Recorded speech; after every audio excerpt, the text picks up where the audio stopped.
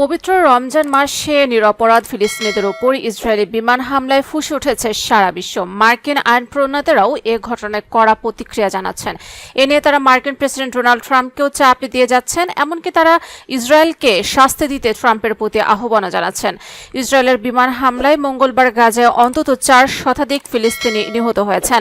হামলার পরপরই white house জানায় ট্রাম্পের সবুজ সংকেত পেয়ে এমন পদক্ষেপ নিয়েছে ইসরায়েল। এরপরই মার্কিন আইন প্রণেতা রাশিদা তালিব, ইহলান ওমর ও সামারলি ইসরায়েলের প্রতি যুক্তরাষ্ট্রের সমর্থনের ঘটনার আহ্বান জানিয়েছেন। একই সঙ্গে ইসরায়েলের উপর অস্ত্র নিষেধাজ্ঞা আরোপের দাবি জানিয়েছেন তারা। সহিংসতা পুনরায় শুরু করায় এর নিন্দাও জানিয়েছেন মার্কিন আইন প্রণেতারা।